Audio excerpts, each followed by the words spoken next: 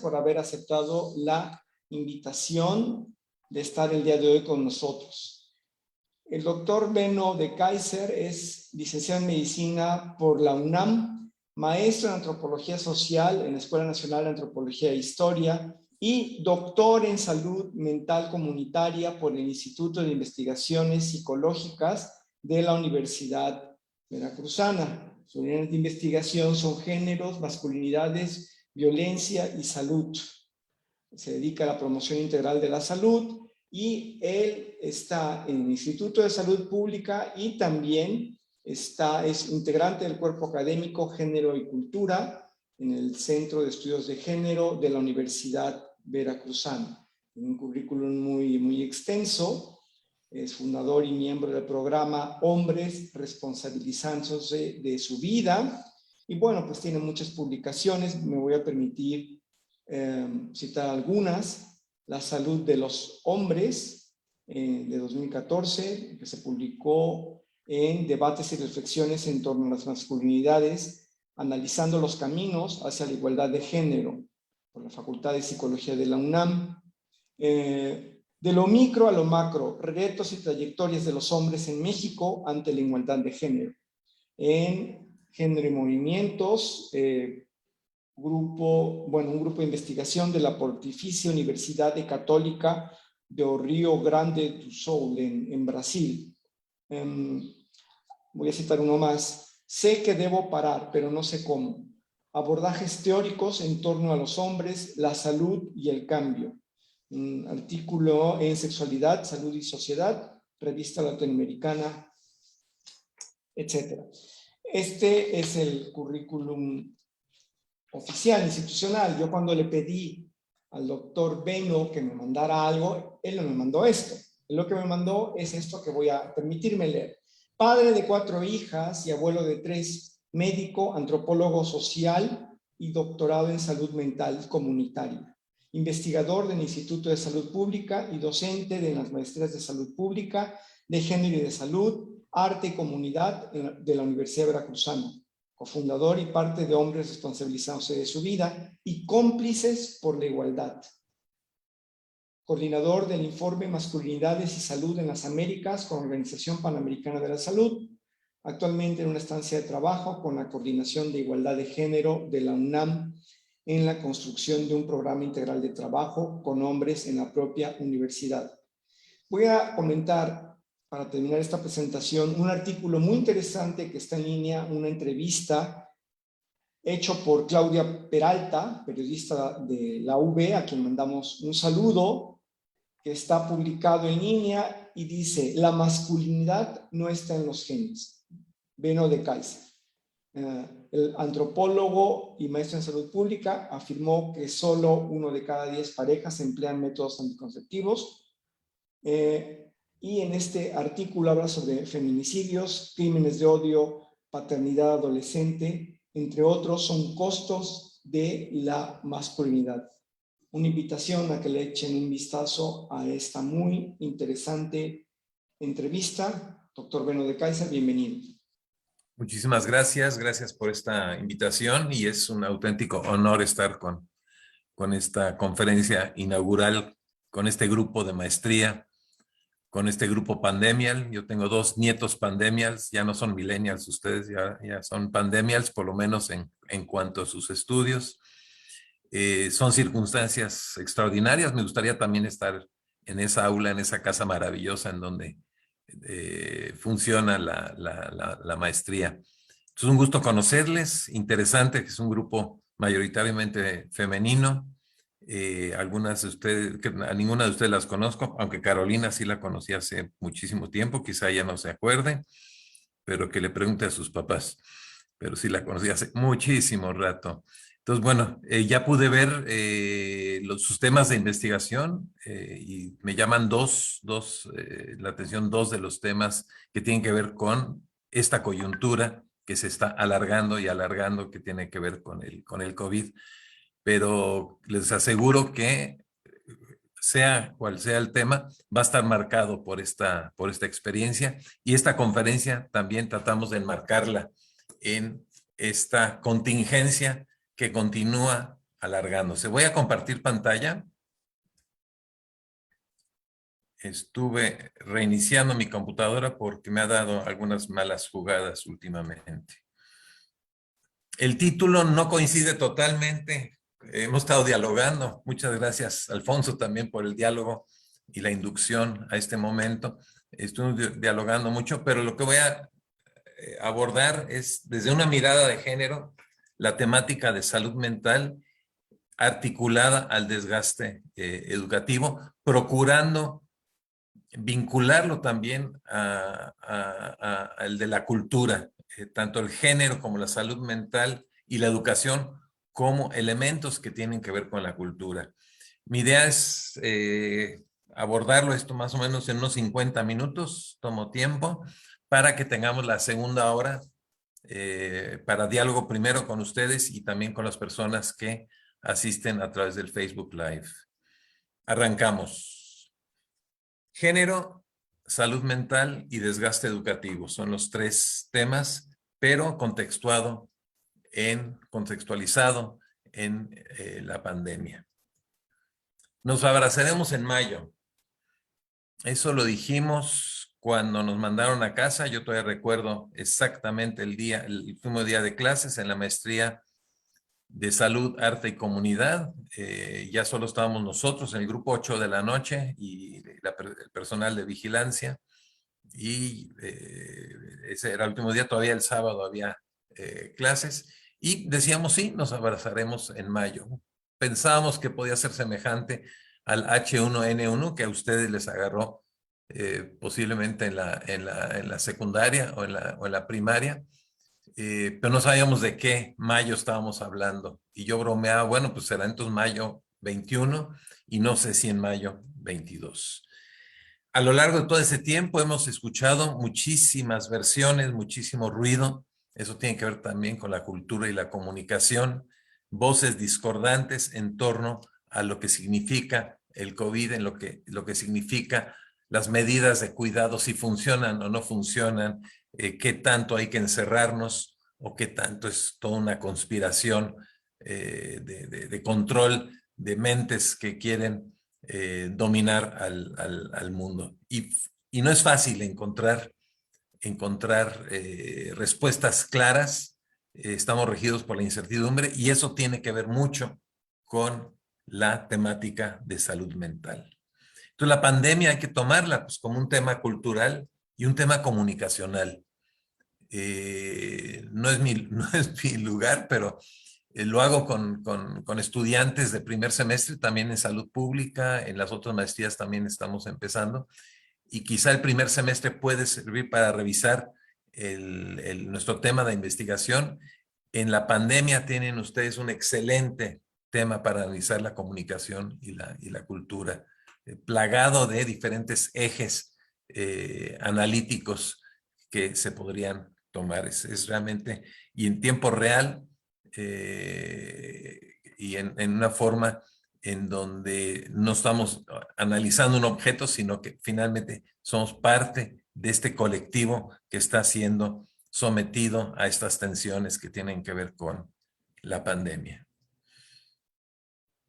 Hay gente que logra desarrollar desde la escritura, desde la narrativa, un proceso que da cuenta de lo que está viviendo, pero también que a partir de esa escritura puede contribuir a su propia salud mental. Yvonne Laus de Argentina, en un libro que salió a mediados, no salió hacia septiembre, octubre del año pasado, ya desde la UNAM, en mayo ya se estaba impulsando que escritores y escritoras fueran dando cuenta de su experiencia. Y este texto que se llama Acerca de la nariz, dice así: confinándome entonces a la verdad, no encuentro aún una palabra a mi alcance. Personalmente, al contrario, tras el escalofrío, sufro el hastío por caso de la palabra nariz, de su órbita inexacta, de su puerta de entrada, de sus orificios abiertos a esta alteridad insoportable que hoy es el mundo. Padezco el silencio en la boca, en la comisura de estos labios renunciados que no mojan nada, que no pronuncian nada, que no escupen, que no beben de la copa de nadie, en sus mesas, en sus casas, en sus calles. El abismo de los ojos que resbalan desprevenidos en la pendiente de la curva de la enfermedad. Y otra vez el murmullo de ese zumbido en los oídos, pero estridente, que ensordece la tarde al son de la cantinela de la sirena mortífera que suena todos los días inequívocamente a las 6. Esto es las sirenas del confinamiento. Las manos anestesiadas de no tocar, los pies entumecidos de sopesar su camino entre el baño, la cama y la cocina y la sala de estar. La mente detenida, como estamos ahorita, en las 17 pulgadas con brillo automático del ordenador de una vida ermitaña potenciada al extremo en defensa de toda la humanidad. Yvonne Laust escribió esto, creo que es de julio del año pasado, El hastío de la palabra nariz. Aquí ya adelanto un elemento importante, escribir, narrar, tener un diario, tener nuestro propio diario de la pandemia puede ser un elemento que nos ayude a sobrellevar el desgaste que significa, se habla de desgaste escolar, pero es el desgaste de la pandemia que nos obliga a estar a la distancia ahora.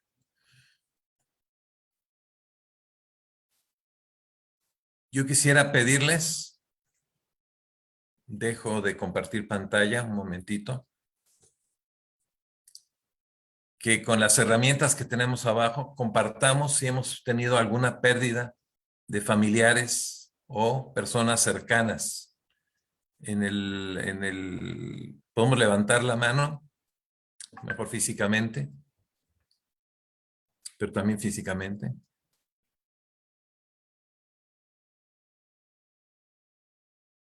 Bueno, somos una mayoría. Hemos tenido otras pérdidas que tienen que ver con el trabajo, con el ya no poder ver a la familia que quizá está viviendo en otros lados, ya no poder viajar, con el ámbito educativo, probablemente a algunas de ustedes les agarró terminando la tesis, si es que vienen saliendo de la licenciatura. Hemos tenido ese tipo de pérdidas también, ¿podemos alzar la mano?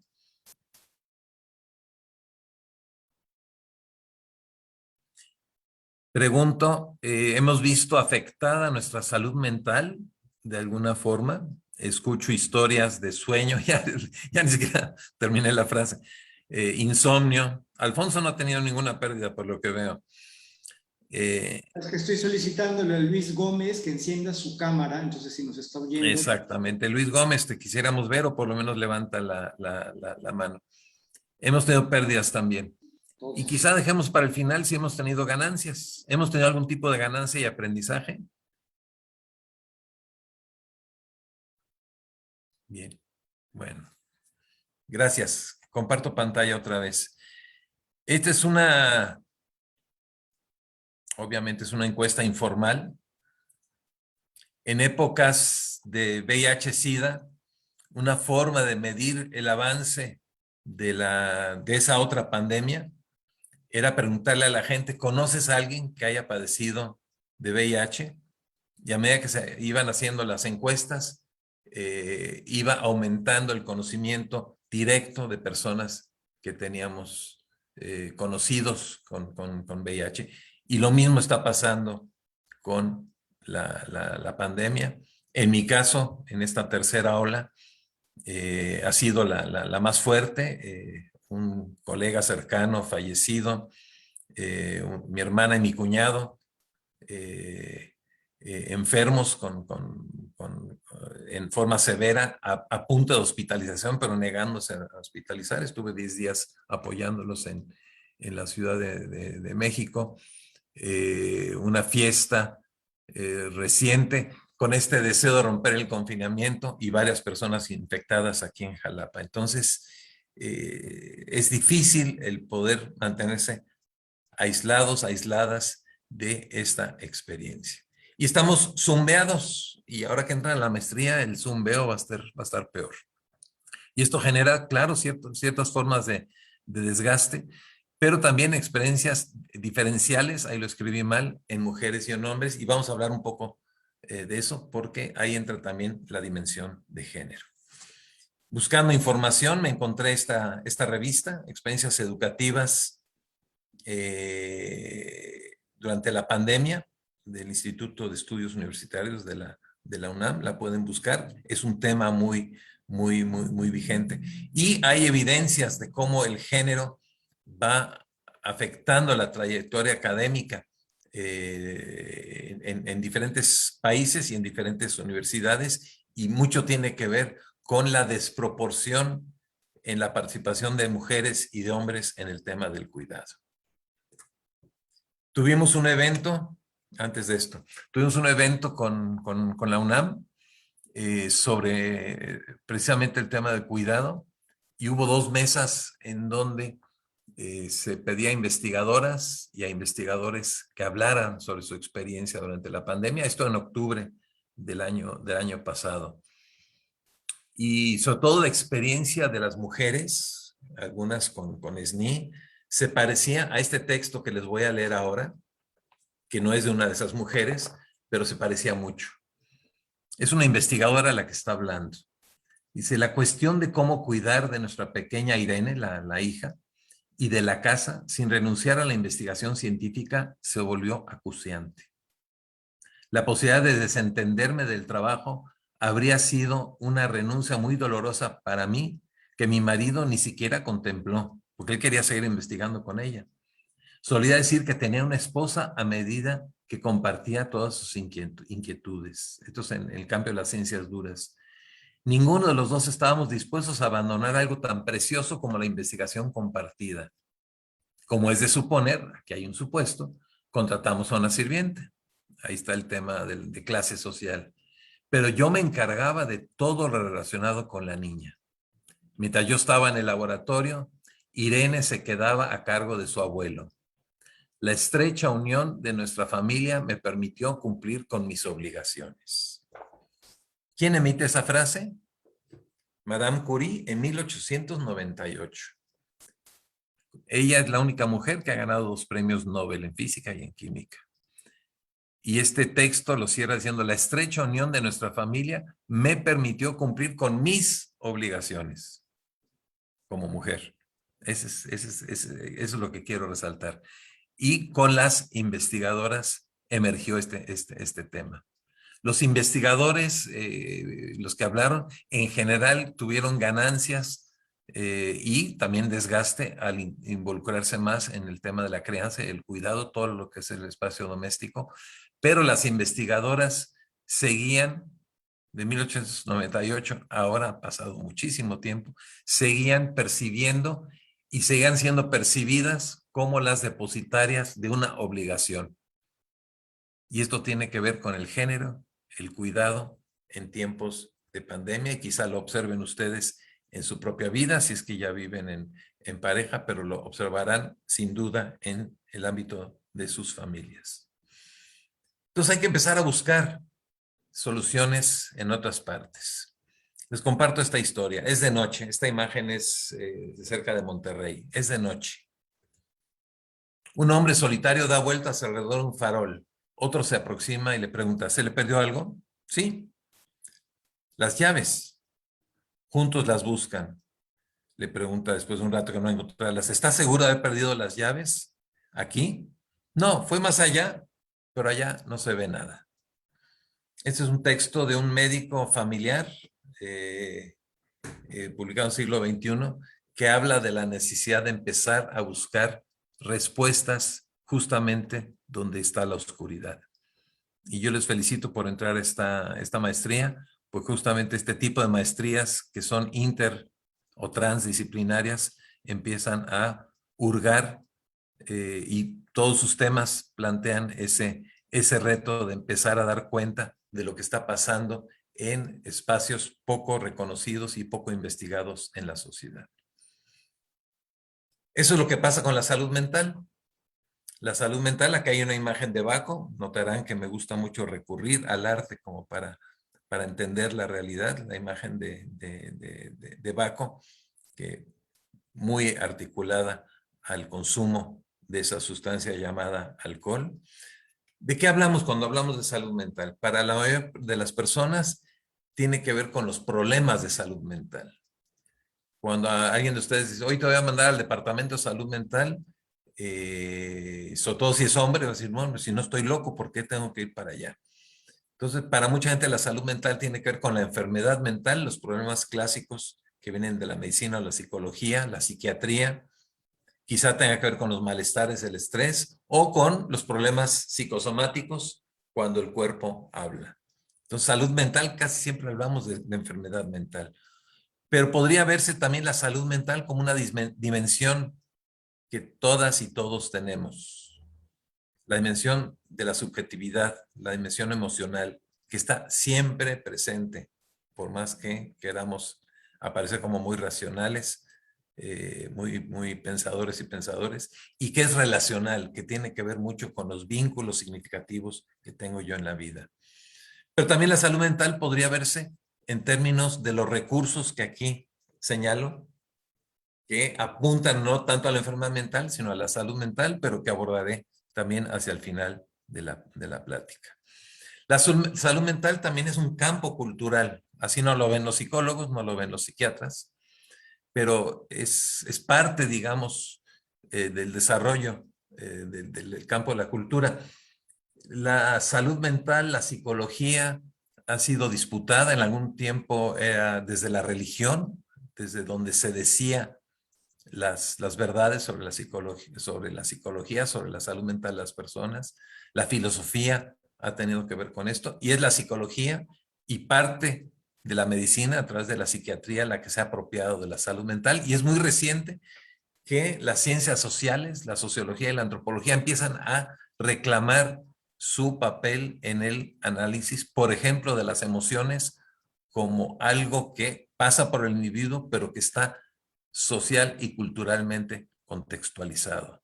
Ante un mismo estímulo, un grupo japonés responde distinto que un grupo mexicano, y ante ese mismo estímulo, las mujeres mexicanas y los hombres mexicanos también podemos responder distinto, y basta mencionar el comportamiento homofóbico que se da en los estadios por parte de los hombres en nuestro país.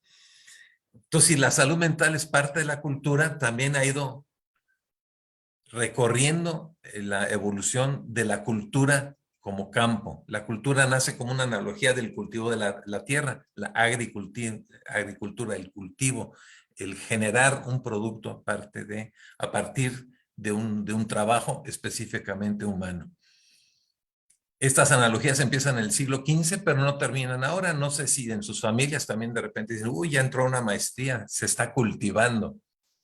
O la gente que dice, no, yo me cultivo y voy al cine de arte o voy a la sinfónica. Esta parte de la cultivar el ser. Hugh de Varane señala que hay 4 fases en la evolución de la cultura que el campo de la salud mental también va siguiendo. El proceso de autonomización, al separarse la cultura y al igual que la ciencia de la religión que dominaba todo. La fase de codificación es muy interesante, donde se van poniendo las claves de lo aceptable y los sistemas de referencia que son jerarquizados y que van dando lo que actualmente todavía vemos como parte del supuesto sentido común, como el bueno, el mal gusto, lo nuevo, lo antiguo, lo civilizado, lo bárbaro, lo bello y lo feo, lo valioso y lo trivial, lo oculto y lo naco, y otras clasificaciones que van saliendo.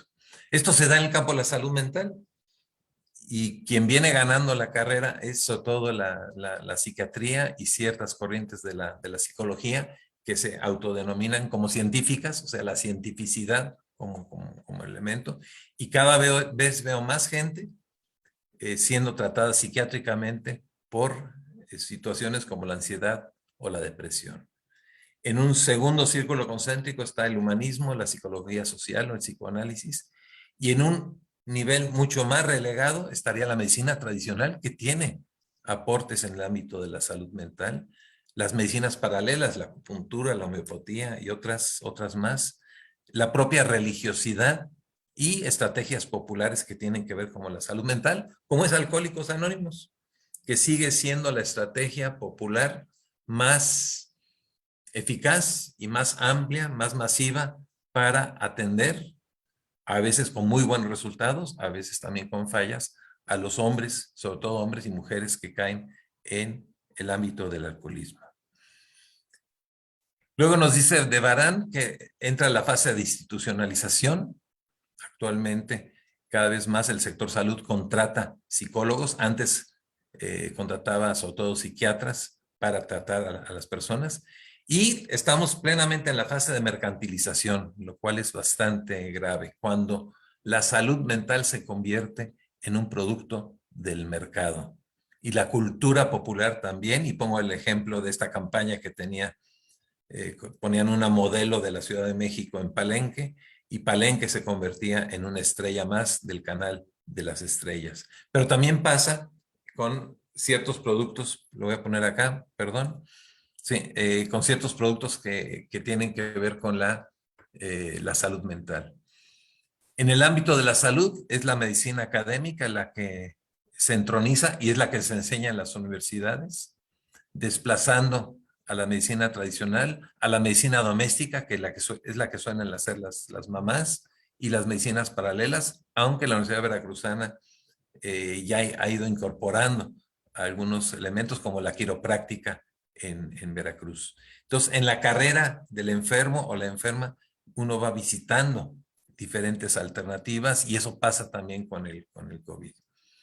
En un estudio que se hizo ya tiene 20 años, un poco más de 20 años, en comunidades rurales en México, se detectó que había 3 practicantes de la medicina tradicional por cada médico pasante en esas comunidades.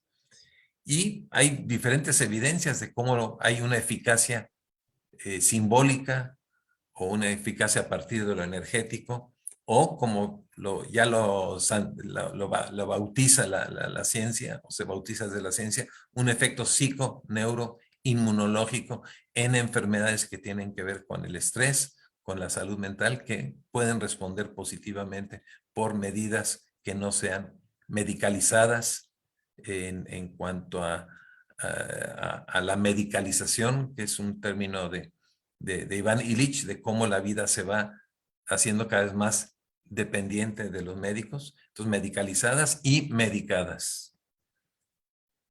No sé si conocen ustedes estos muñequitos que se usan en Guatemala, que se venden en Guatemala en los pueblos, vienen en una cajita pequeña de madera de balsa y le llaman los quitapesares. Y es muy interesante que en los quitapesares vienen 3 parejas, hombre-mujer, que representan a papá y mamá, que representan a los abuelos paternos y maternos.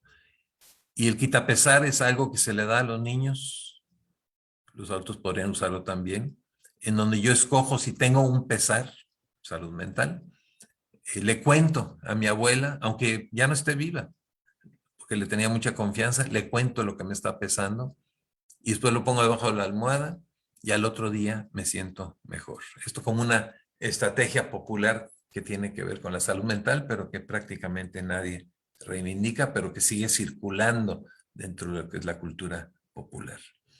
Y en la cultura popular hay muchísimos elementos, simplemente el Día de Muertos, las formas populares de duelo, las fiestas, el carnaval mismo y todos sus simbolismos, las estrategias de prevención de la envidia, estás en tu casa, que son estudiadas desde la antropología, son formas populares de relación que de alguna forma tienen que ver con la salud mental vista en un sentido amplio de fomento de la salud mental. Están también las redes sociales. Hay un texto que escribí hace mucho tiempo en donde reivindicaba la otra salud mental, donde estaba lo que es la medicina tradicional, la presencia de las redes sociales, no Facebook, Instagram y todas estas otras, TikTok, sino los vínculos significativos que tenemos entre las personas y la religiosidad popular. No necesariamente la institución religiosa, sino cómo la población utiliza la religión en los extremos de la vida, sobre todo de la muerte, y a través de diferentes rituales que reorganizan y reactualizan los vínculos entre las personas.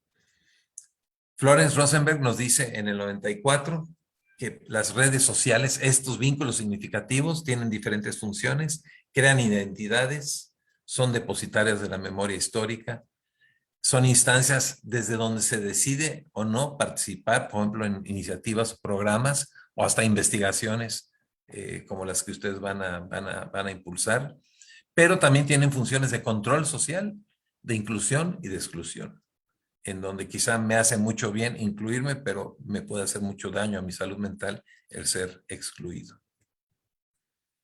Así, el abordaje de la cultura popular implica que podamos aprender a mirar, a escuchar, a respetar lo que desconozco, entenderlo, analizarlo desde su lógica interna y la lógica que tengo yo, incorporar creativamente elementos para una práctica colectiva. Y aquí pongo el ejemplo de cuando en la zona de Córdoba, Orizaba, más bien arriba de Orizaba, explotó una de estas tuberías, una explosión tremenda de las tuberías de gas que lleva Pemex.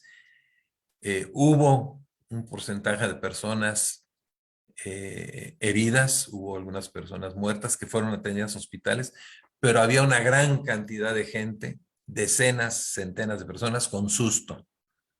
¿Y quién puede atender susto? No hay psiquiatra, no hay psicólogo que sepa manejar susto. Y para ese caso invitaron a los médicos tradicionales a empezar a trabajar con la población que estaba asustada, atendiendo a su salud mental desde una mirada cultural que le fuera entendible.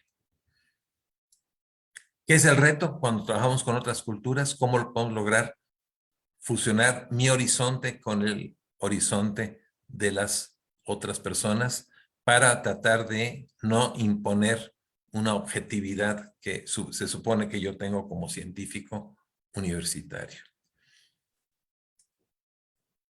La pandemia nos ha desgastado, pero me quiero referir desde una mirada general al otro desgaste. Es de la Facultad de Filosofía y Letras en la UNAM, y es tremendo el desgaste que se ha generado en torno y producto de las diferentes formas de violencia y de discriminación del conjunto de hombres hacia las mujeres.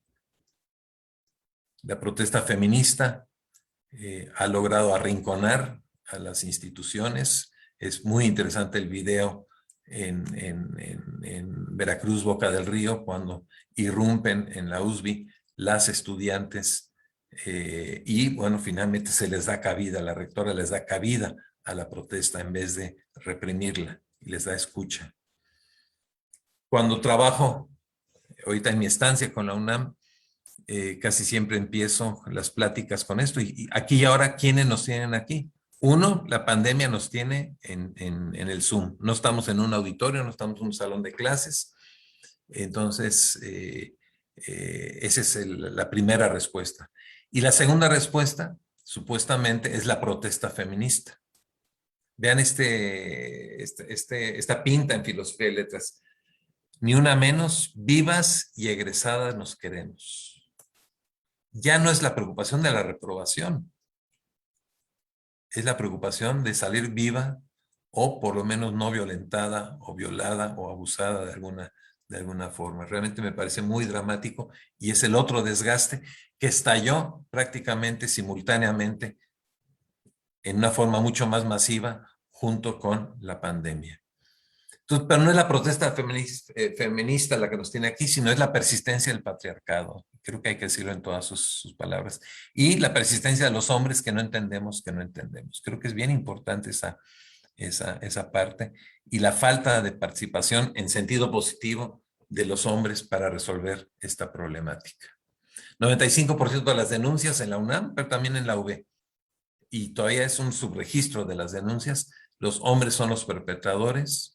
Cada vez que se habla de género, pues se cree que es para las mujeres, entonces asisten masivamente las mujeres y muy poco los hombres.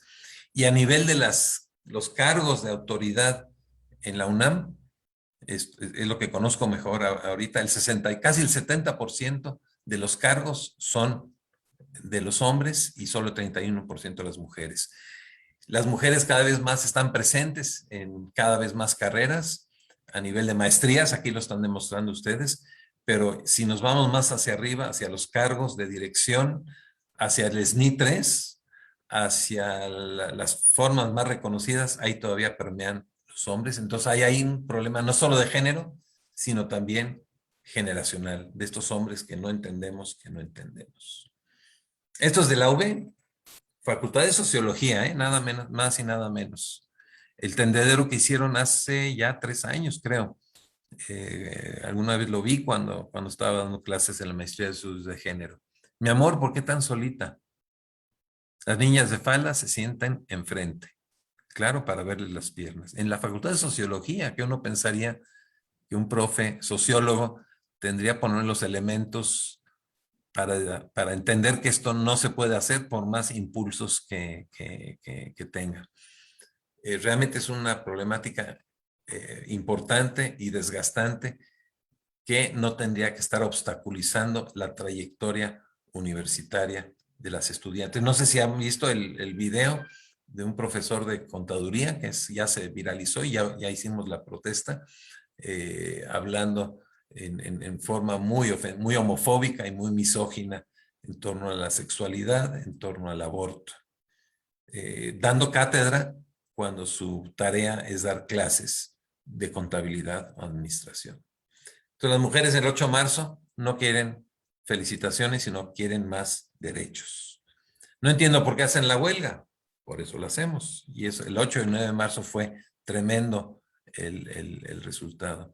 Les comento que yo estuve en Chile en el 2018, a 5 meses de las huelgas masivas que hubo en Chile, 60 universidades, incluyendo la católica, incluyendo las privadas, en todo el país, hicieron paros o huelgas.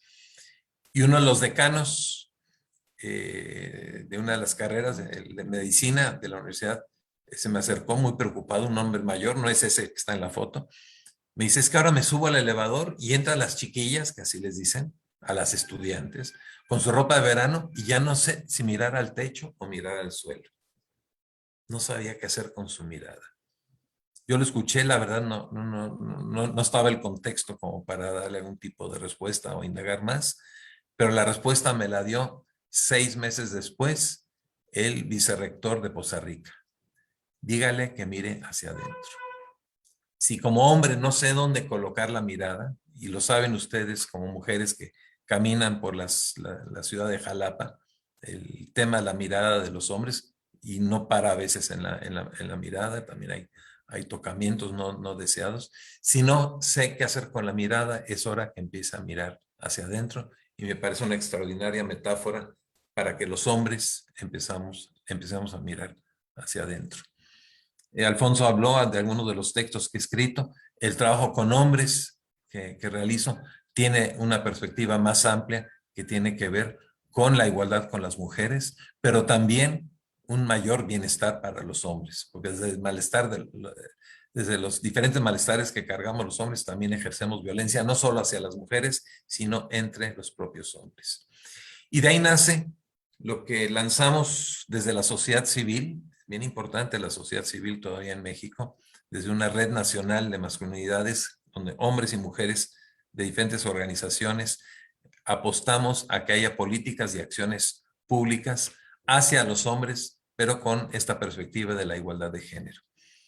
Cuando empezó la pandemia, empezaron las denuncias por violencia, denuncias telefónicas, los tribunales quedaron más o menos cerrados o muy disminuidos, pero había muchas llamadas por violencia, sobre todo del hombre hacia la mujer y hacia los hijos.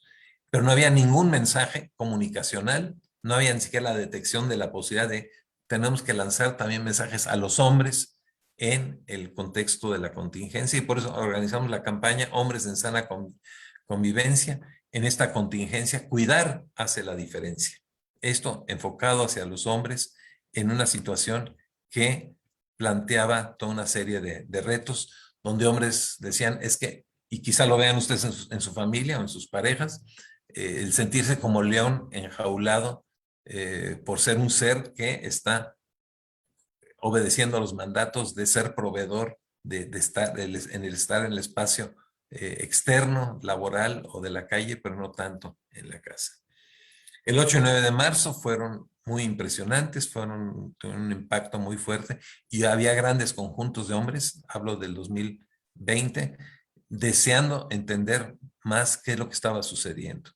Y en esa época estaba el gran producto cultural feminista, el gran producto comunicacional feminista, que es la obra de las tesis. El violador eres tú, que se replicó.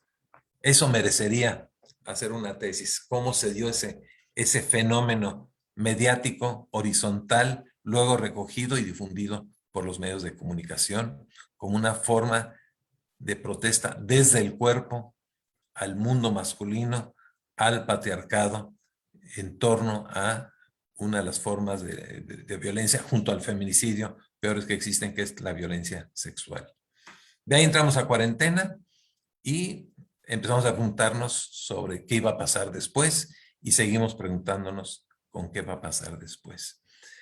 Analizando desde la mirada de género, veíamos que había que fomentar el cuidado de la salud física y mental, en este caso de los hombres. Ya se estaban haciendo acciones dirigidas a las mujeres. Esto no es en vez, sino además.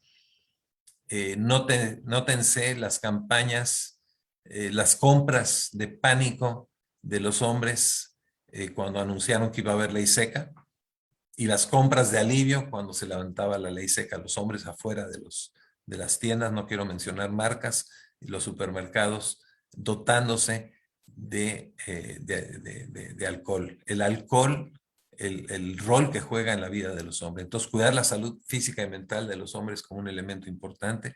El buen trato, la sana convivencia como una forma de prevenir la violencia y la corresponsabilidad en la crianza y el trabajo doméstico, que ese es un elemento fundamental que ya señalé que está desproporcionadamente cargado sobre las mujeres y en donde hay una proporción interesante de hombres participando. Conseguimos alianzas locales, estatales y nacionales para hacer esta campaña. Esta imagen lo sintetiza muy bien cómo el cuidado implica una carga desigual para las mujeres y no solo en México, todavía en países como Escandinavia, los países escandinavos, sigue habiendo una desproporción, pero mucho menor a la que encontramos en nuestro contexto. Y esto tiene que ver con procesos de socialización. Hay todo un trabajo preventivo que no se está haciendo, preventivo de la violencia y promotor de la igualdad de género que hay que hacer en la infancia y en la adolescencia. Y veo que algunos proyectos tienen que ver con población joven.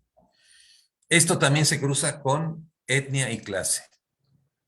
Es importante que la perspectiva de género no olvide que está intersectada, ahí está la interseccionalidad, otro gran aporte del feminismo, con otros ejes, no solo de identidad, sino también de condiciones de vida.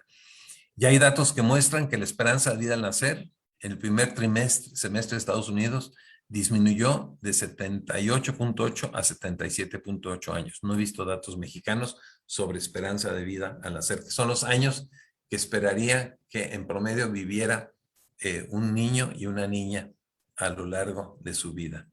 Pero esta disminución es distinta para la población blanca, en donde no llega a un año, casi 2 años para la población latina y casi 3 años para la población afrodescendiente. Y hay datos de Brasil que muestran lo mismo. Entonces, aquí lo étnico se cruza con la clase social y eso implica un análisis mucho más complejo de lo que está sucediendo.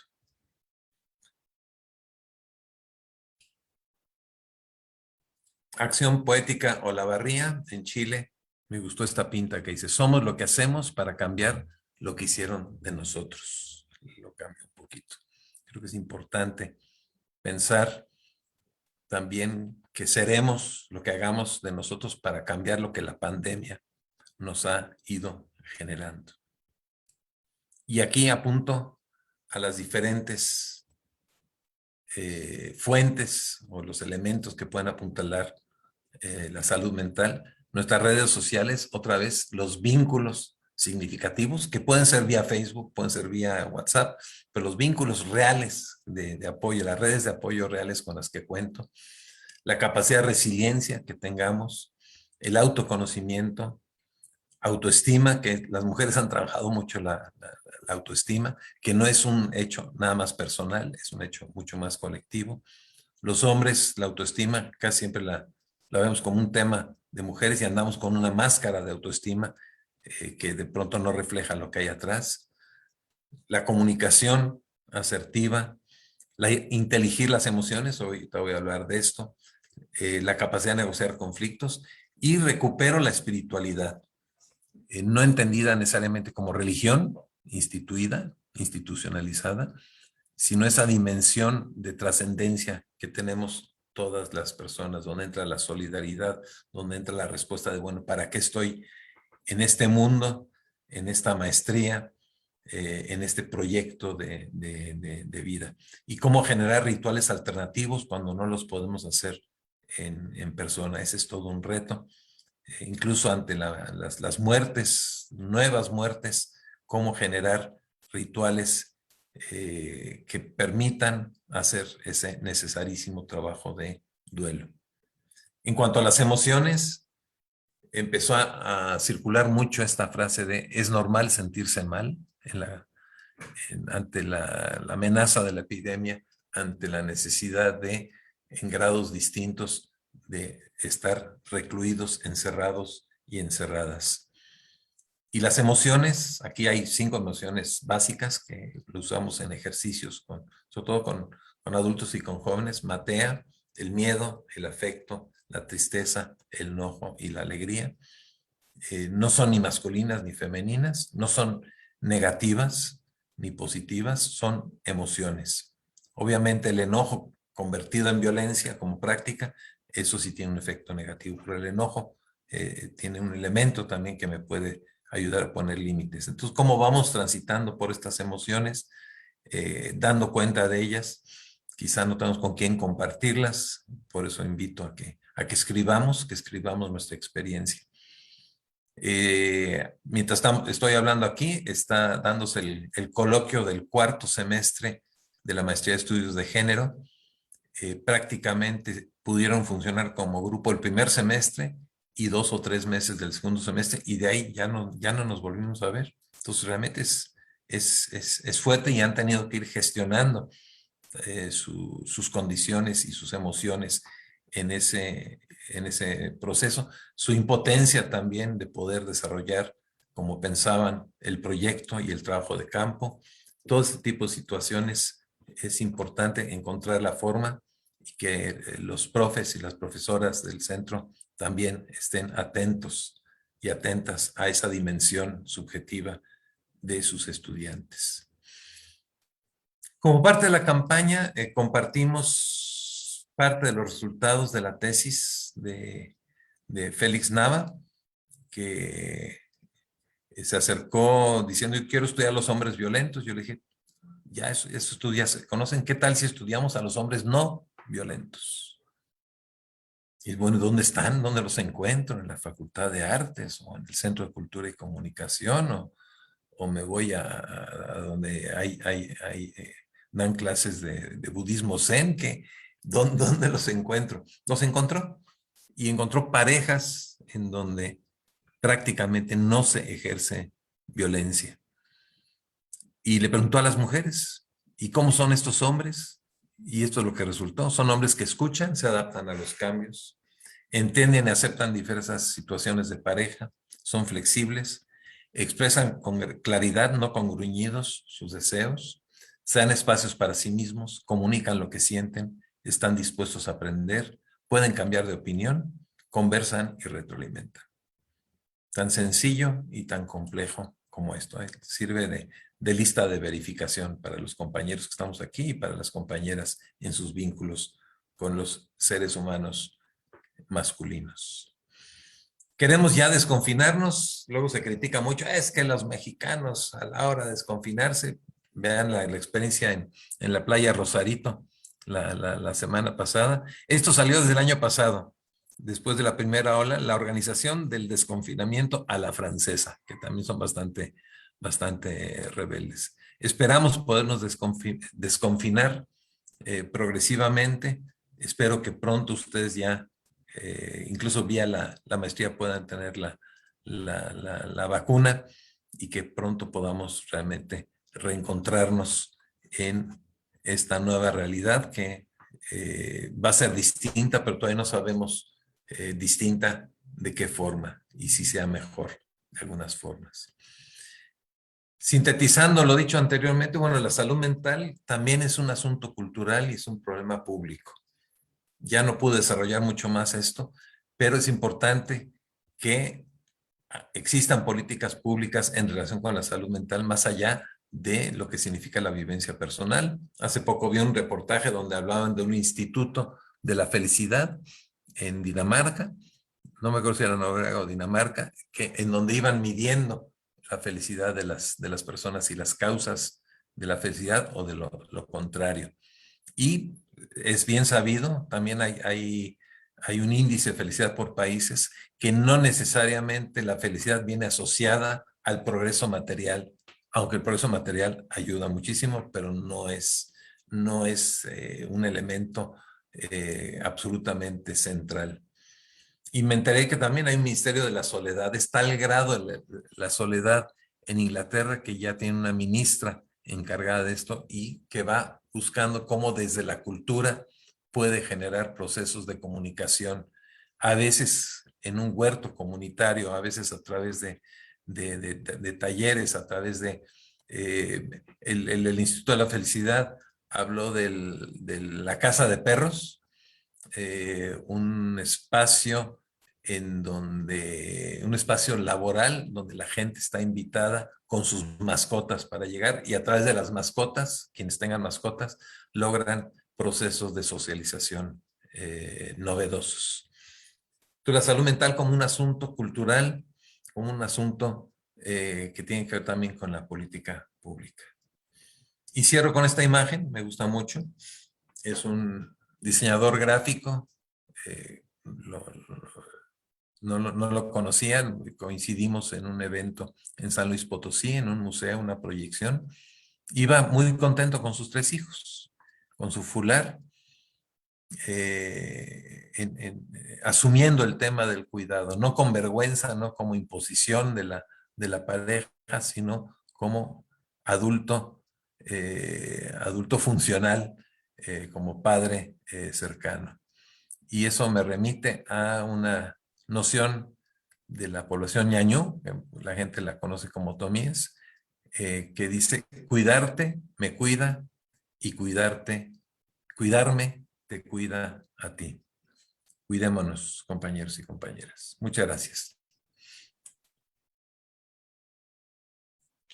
Muy bien, muchas gracias por la muy, muy interesante, ilustrativa y sobre todo pertinente conferencia que estoy seguro que nos ha dejado pensando en muchos aspectos. Antes de darle la palabra a ustedes, que son la razón de ser de esta charla, me permito comentar que en los días, semanas previos en que hemos estado conversando sobre el evento del día de hoy, el doctor Beno mostró mucho interés en conocer los proyectos de ustedes y me pidió que le enviara una lista con los títulos de sus proyectos de investigación y estuvimos conversando sobre ellos. Este detalle me parece muy importante porque él siempre, desde el inicio, mostró un interés muy claro en interactuar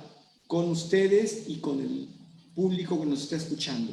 Les recuerdo que en este momento en la sesión de Zoom están los alumnos y colegas del SEC, de nuestra maestría, pero también esta sesión se está transmitiendo en Facebook y vamos a estar atentos a las preguntas y comentarios del público en general. Así que les voy a pedir que quien quiera intervenir levante la mano virtualmente para intentar llevar un orden. Hay muchos comentarios en el chat, nos llevaría tiempo leerlos todos, así que ¿quién quiere comenzar a hablar? De viva voz. Adelante. Muy bien, Jessica. por favor. Ya, pues muchísimas gracias por esta charla, también por el interés, eso también es inusitado. Pero bueno, me ha hecho como recapitular, ¿no? Todo lo que ha pasado en estos meses, el de dónde estamos llegando también todos, Ujú, y que nos plantea cómo hacia dónde vamos. Ha sido una ujú, experiencia muy fuerte. Yo, o sea, quisiera agregar a esta parte de la interseccionalidad que está analizando, ¿no? Con el proceso de pandemia, y que además es un debate que ahorita ha estado caliente en las redes. Pues también hay una visión muy adultocentrada, ¿no? Sobre qué hacer en esta nueva normalidad. O sea, creo que están las voces de género, pues se ha hecho escuchar de parte de las compañeras. Yo misma he tenido que experimentar, por ejemplo, aunque no estoy en una relación violenta ni nada por el estilo, tengo un compañero increíble que me apoya, ¿no? Que pues, ha estado este, en todo en este proceso de pandemia. De repente, ¿no? Hasta pensar la disposición de los espacios domésticos cuando los compartimos. O sea, yo me di cuenta que yo no tenía un espacio, ¿no? O sea, estoy aquí en una como, en un comedor medio adaptado, oficina, de repente me paso al estudio, o sea, pero yo no tenía un espacio como propio, único, ¿no? En este departamento. Entonces, bueno, eso no es una cuestión como muy consciente, ¿no? Ni de parte del compañero ni mía. Pero bueno, yo quería como comentar esta parte. Tuve la oportunidad de trabajar acompañando colectivos que tenían trabajo con las infancias y aprendí algo de verdad severo, ¿no?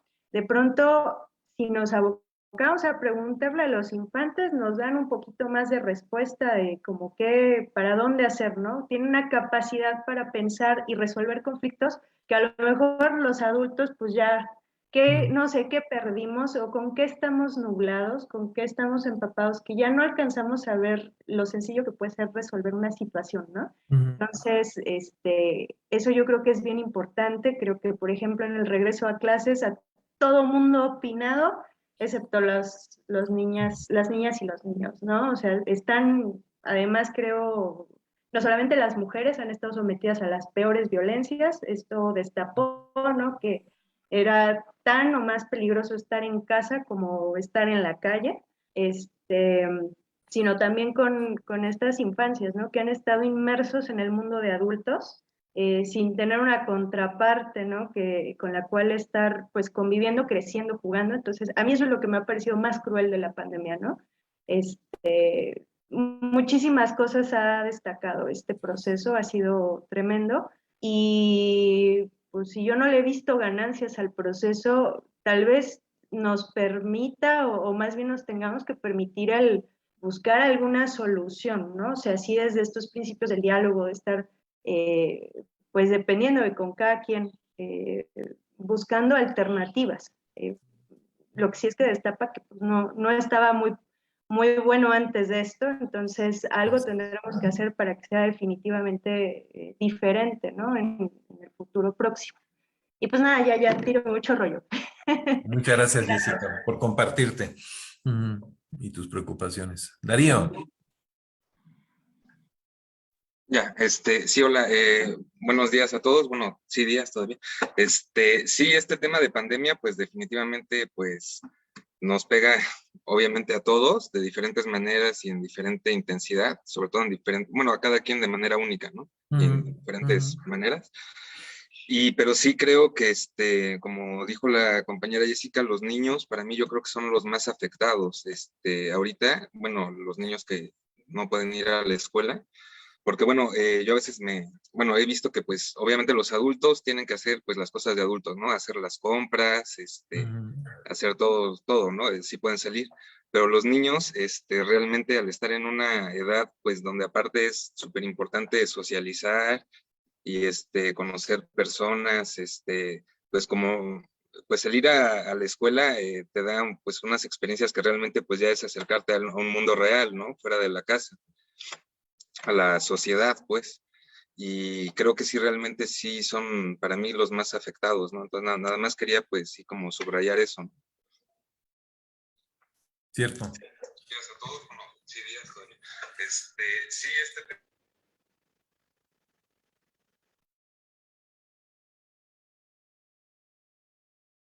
Creo que apagó su micrófono. Sí, estimado Beno, no escuchamos. Si estás hablando, Beno, por favor, no Sí, te ahorita oímos. vamos. Ligia.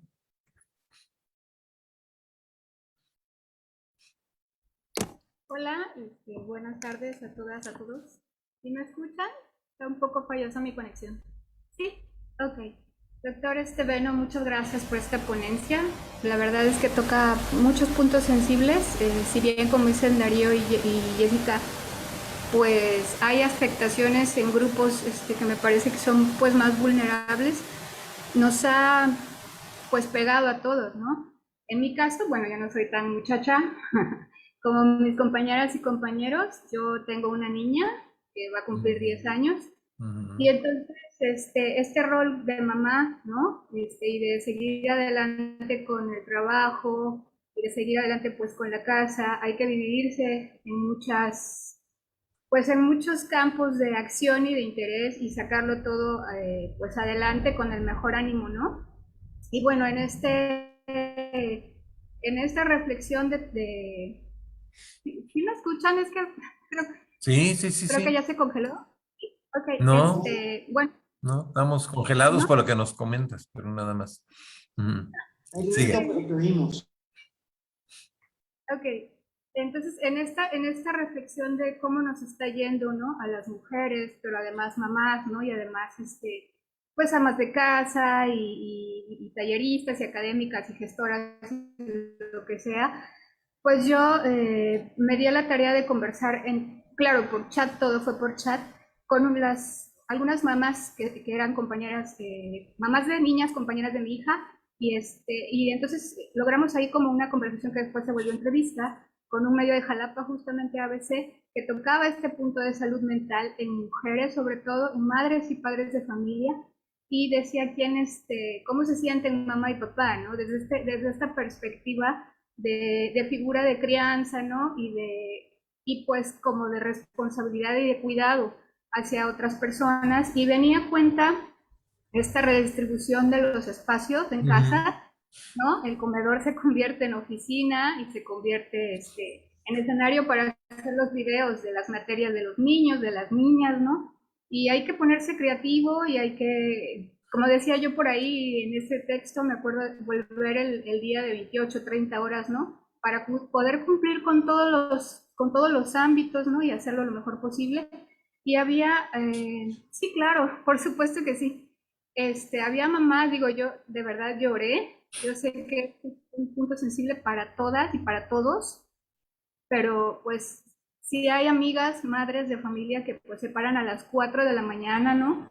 A cocinar, a lo que tengan que hacer, a adelantar tareas, a lo que tengan que hacer para estar pues al 100, ¿no? Porque además, quienes tienen niños muy pequeños, perdón que me extienda tanto, pero me parece un punto súper importante, sí, quienes tienen niños pequeños tienen que estar más tiempo ahí porque los niños ante las pantallas se desesperan. Entonces, si uno que es adulto se cansa, ¿no? Digo, por los espacios de atención propios de los niños pequeños es imposible pensar que puedan asimilar las cosas y estar como en estado zen, ¿no? Entendiendo todo lo que se les enseña. Entonces, me parece un punto súper importante. Sí me parece también que es una coyuntura esta etapa, ¿no? En todos los sentidos. Y a mí me interesa mucho hablar de qué está haciendo también el Estado, más allá de entender que los niños están en estos procesos, qué espacios, ¿no? ¿Qué espacios se están dedicando, están pensando para la atención de estos niños más allá de la educación, ¿no? Más, hablando ya como de este derecho a la recreación, ¿no? De este derecho a la seguridad, ¿qué se está haciendo a nivel de políticas públicas?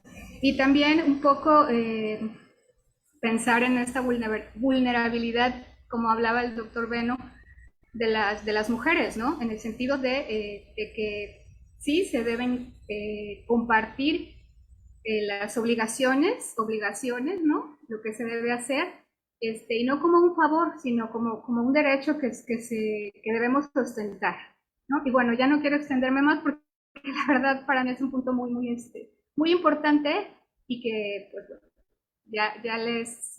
Muchas si gracias, están de muchas gracias, Ligia. Ahora, tenemos varias intervenciones, muchos turnos y tengo que interrumpir un momento. De entrada preguntaría, ¿alguien tiene, además de los muy interesantes comentarios, alguna pregunta? Si alguien tiene una pregunta, le pido que la haga ahora antes de seguir oyendo testimonios de las varias personas que están solicitando el turno de voz. ¿Alguien tiene alguna pregunta o tenemos lo que sigue son comentarios? Nadie tiene una pregunta, entonces seguimos con el orden que estaba marcado. Elsa, Paola y de nuevo Jessica, por favor. Hola, muchas gracias. Hola. Primero que nada, voy a leer un comentario que nos manda nuestra compañera Indira, que está en Cuba, y ella quería agradecer, dice, qué linda conferencia cargada de sensibilidad y puntos sumamente importantes para el llamado a superar estos momentos de crisis con ayuda de todos. Gracias, muchas gracias por sus enseñanzas. Ese es el comentario que nos manda ella. Gracias, Y Indira. por mi parte, yo solamente quería comentar que me parece muy importante que empecemos a estudiar sobre todo esta parte de también, creo que hablamos mucho de cómo nos afecta a nosotros como mujeres, cómo nos afecta como profesionistas, como mamás, y realmente olvidamos mucho también, como decía mi compañera Jessica, la parte de los niños. Yo me di cuenta hace unas semanas porque tuve la oportunidad de trabajar en la biblioteca del lugar donde vivo con un curso de verano para niños. Y la verdad es que es impresionante porque en todas estas discusiones de si regresar a la escuela o no regresar a la escuela, como que todo se centra en los niños no se van a cuidar. Y yo que tuve la oportunidad de ver a los niños en físico que estaban ahí trabajando en la biblioteca, me di cuenta que realmente los niños se cuidan mucho más de lo que se cuidan los universitarios y los adultos. Y nosotros tendemos a pensar que ellos no procesan lo que está pasando cuando en realidad tienen una idea muy clara de la situación. Entonces me parece eso muy importante. Gracias, Elsa. Pues podría hacer un comentario general y después quizá vemos las preguntas que aparecen en el Facebook. Han señalado ustedes algunas de las situaciones que no señalé yo sobre el impacto diferencial en lo que llamamos como un determinante social de la salud en el curso de vida. Perdón que interrumpa, lamento Sí. mucho, Beno, pero es que también estaba el turno Paola solicitando la palabra. Ah, perdón, claro, Paola. Antes de tu Es que comentario. oí que Elsa también se llama Paola. Elsa, me parece No, escuchar era- Elsa Paola. Adelante, Paola, por favor. Adelante, Paola, por favor. Paola Cordero. Elsa Paola, no sé si me escuchan bien porque tengo los veo raros otra vez con mi internet. ¿Sí me escuchan bien? Cortado. Si apagas tu cámara, quizá se transmite mejor la pregunta y la vuelves a prender.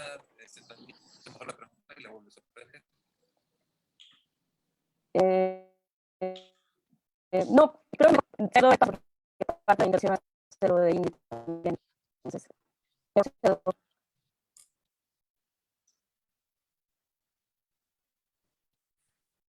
Hola. Creo que abdicó. No escuchamos, no te oímos, Paola. Lo que podemos, no sé si puedes pasar tu comentario o pregunta como mensaje de voz, me lo puedes mandar por WhatsApp y yo lo reproduzco aquí o algo. Hay que improvisar. Paola, ¿nos escuchas? Un recordatorio de cómo estamos condicionados por la tecnología inevitablemente en estos momentos. Nos recuerda un tema de discusión pública muy importante sobre cómo las zonas rurales y otros lugares que tienen desventaja en su conexión, pues están marginados no solo social, sino tecnológicamente. Paola, bueno, por favor, doctor Beno, si continúas con tu comentario, le pido a Paola si nos oye, que por favor escriba su comentario y lo leemos, o que me grabe un mensaje de audio y lo reproducimos. Adelante. Yareli quiere opinar y después me sigo. Muy bien, adelante, excelente. Sí, Hola, buen día a todos. Muchas gracias, doctor Beno. Pues la verdad para mí ha sido como muy enriquecedor escuchar su conferencia. Creo que obviamente no hay ninguna persona que no haya sido tocada de alguna forma por la pandemia.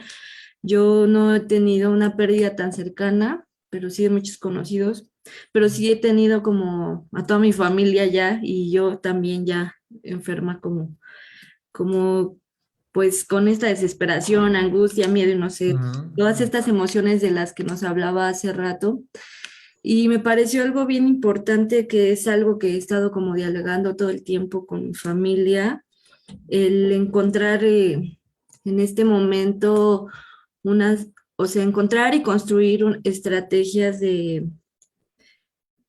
pues de sobrevivencia, pero enfocadas como a la introspección y al autoconocimiento y a lo que usted también como planteaba como el sostener los rituales y los momentos espirituales, ¿no? Creo que es como de suma importancia, como justo retomaba lo que me decía de dígale que ve hacia adentro y, y a mí me parece que es lo que más nos está costando trabajo, aún estando en el aislamiento, ¿no? Aún teniendo tanto tiempo para reflexionar o para escucharnos a uno mismo, nos agarra como el miedo, la desesperación, la molestia, la frustración y como que todo ese tiempo se convierte también en tiempo perdido, ¿no? Al no poder como entablar una conversación con uno mismo y decir, ok, encontremos una resistencia o una forma de sobrellevar esto pues desde la búsqueda de la alegría, de la felicidad, de la creatividad, ¿no? Yo sé que todos tenemos diferentes circunstancias y actividades, como decía mi compañera Ligia, pues tiene una hija, o sea, ya no es solamente pensar en ella, ¿no? Pero de pronto, pues, o sea, siento que hay que encontrar y insistir en esa resistencia, ¿no? Desde las formas de alimentarnos, de comunicarnos, de escucharnos uno mismo, de reflexionar el por qué nos invade como este miedo y en realidad como por qué queremos la vida, ¿no? Eso es lo que quería compartirles y lo que pienso y que finalmente no puedo decir que lo tengo, ¿no? No lo tengo como ya ganado, sino que todos los días estoy también en eso, como decir, no me voy a meter todo el tiempo a pensar en que me voy a morir o que la gente que quiero se va a morir o que todo allá afuera es horrible o que la violencia, porque también a mí me ha pasado que ha aumentado mucho como mi temor, ¿no? En los momentos en que tengo que salir, porque siento que toda la gente andamos súper alterados y entonces como la confianza con la que me desarrollaba antes en la calle se me ha ido perdiendo, entonces de pronto también veo eso y digo, no, o sea, esa resistencia, ¿no? De estar como bien presentes en que pues uno tiene que seguirse comunicando positivamente y construyendo, ¿no? Esas formas. Y bueno, eso les quería comentar y pues muchas gracias, doctor. Jessica, por favor. Hola de nuevo. Bueno, antes de compartir otra participación mía, quiero probar a ver si se escucha el audio de nuestra compañera Indira. Gracias a todos por facilitar mi participación. Quería dejarle dicho al profe en mi voz las gracias y también un poco una reflexión en torno a las acciones en función de ayudar a las personas que no saben manejar sus emociones, que no tienen la capacidad para superarlas. No todo el mundo desarrolla esa resiliencia y buscar mecanismos de apoyo, de ayuda, a lo mejor telefónica, de especialistas, de grupos, y nosotros desde nuestros espacios de interacción, a través de acciones que podamos ejecutar desde nuestras investigaciones y otras que a lo mejor cuando las cosas cambien y podamos un poco ya reencontrarnos, buscar vías de aportar lo que tenemos de nuestras experiencias vividas, de las maneras, establecer protocolos de apoyo y de ayuda a las familias violentadas, a las personas que no han sabido manejar el tiempo de la pandemia y después no sabemos cómo vamos a hacer en la post-pandemia, ese acompañamiento de los niños, qué cosas podamos hacer desde la casa, cómo podemos desde la comunicación, qué herramientas podemos utilizar para apoyar a las familias a salir de esta crisis. Creo que es una necesidad, una demanda que tenga la población, no solamente en Cuba, me imagino por supuesto también en México, de contar con los profesionales para apoyar estos momentos de crisis y cómo no, desde nuestra maestría a lo mejor también podemos hacer esos aportes. Ya, listo.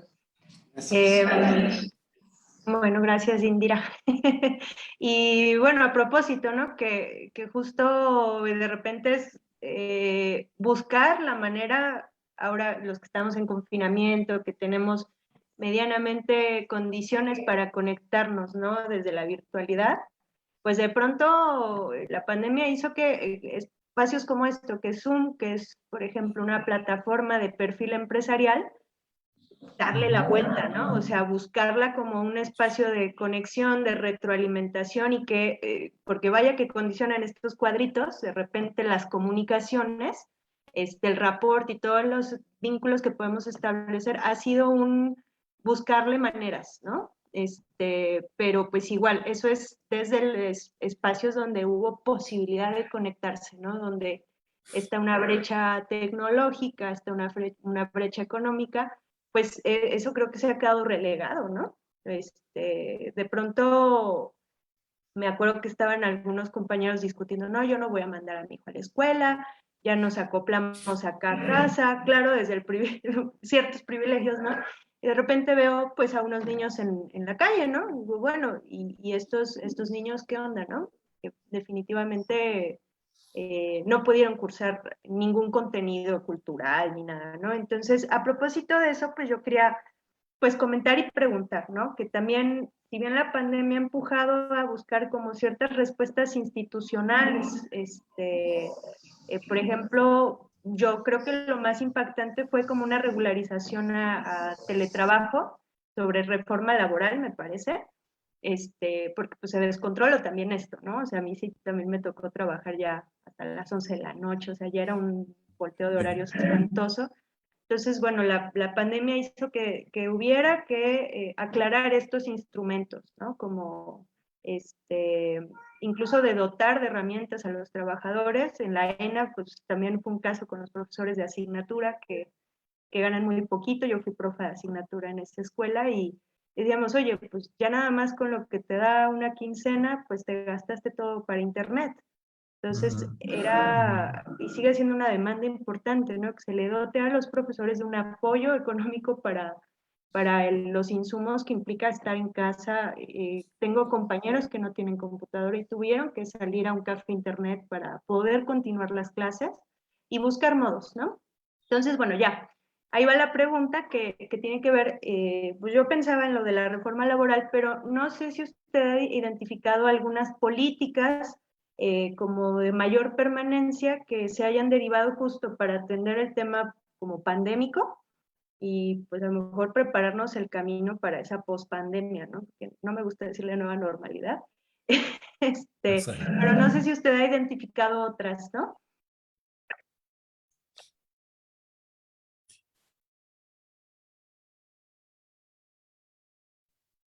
¿Ya respondo, Alfonso?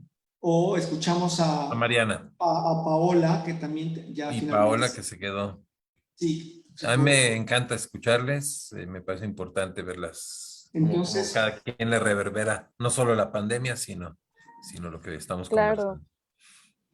¿me Ahora sí, escuchan? Paola, Hola, adelante. doctor. ya volviste, ¿Ya me escuchan bien? Sí, mejor. muchas gracias. Bueno, solo era un testimonio. En realidad, la pandemia pues nos ha atravesado de diferentes formas y muchas de esas formas, todos vivimos diferentes pandemias dependiendo de la clase social, de nuestras propias infraestructuras, ¿no? Eso es lo que yo veo sobre todo. pues a mí me tocó estar como maestra desde el Zoom, viviendo la ansiedad de no ver a mis estudiantes. Sí. Y yo siempre tenía que rogarles que prendieran sus cámaras para ver sus caritas preciosas, porque les decía yo, es que para mí es importante la retroalimentación, o lo que siempre les dije, ustedes me van a interrumpir todo lo que quieran, porque yo no sé si tienen dudas o no. Eso es una. Y lo viví con una adolescente súper estresada, atravesando el bachillerato sin conocer a un grupo. Y lo viví con los estudiantes porque más de uno se me rompió en varias sesiones por problemas súper difíciles en su casa. Casi todos son económicos y de ahí afecta la salud mental. Entonces sí ha sido muy duro.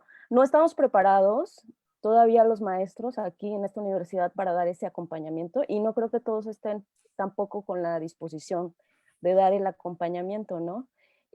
Desde un principio es un estira y afloja con vamos a relajarnos primero nosotros docentes, no podemos exigir lo mismo, no podemos presionarlos, y me tocó verlo del otro lado como madre de familia, cómo machacaban a mi hija y cómo los maestros decían, como que ustedes la tienen fácil, ¿eh? Porque no les estamos, así me tocó ver una maestra muy joven del Politécnico decirle, ustedes la tienen fácil porque no les estamos dando todos los contenidos, ¿no?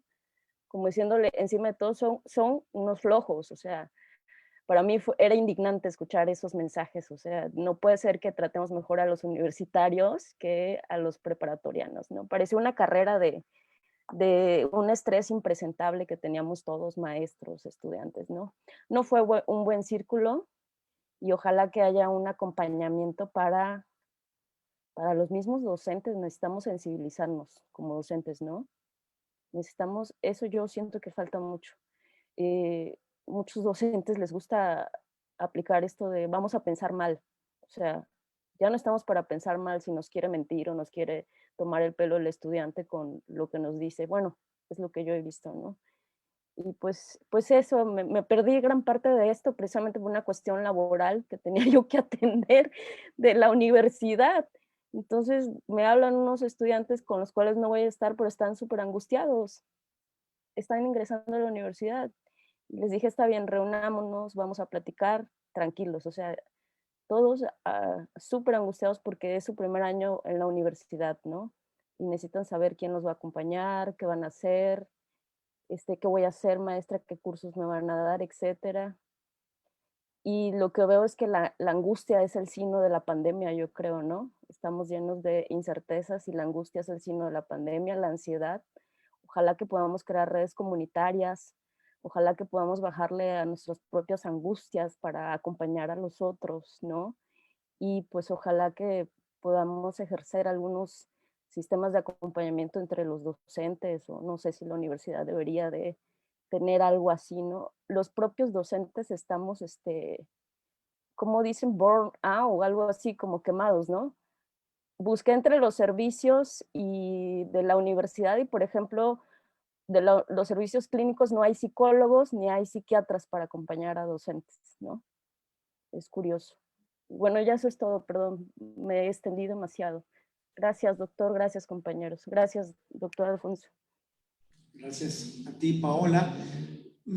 También Mariana, no sé si había levantado la mano, por favor, adelante. Sí, yo tengo una pregunta, tiene relación con lo que estamos comentando ahorita, bueno, lo que estaban comentando las compañeras acerca de, digamos, espacios. Bueno, mi pregunta va sobre este tema, de si hay algún espacio, ya sea creado de manera institucional o por parte de la sociedad organizada, si hay espacios para que las personas que necesiten ayuda psicológica, que haya profesionales que los puedan atender o grupos de apoyo en donde puedan, no sé, hablar y desahogarse, sobre todo en estos momentos de la pandemia, donde al estar encerrados pueden incluso surgir problemas con las personas con las que convives y a veces no hay esa confianza entre ellos para poder platicar y resolver sus problemas, ¿no? O las cosas que de alguna forma les están afectando emocionalmente.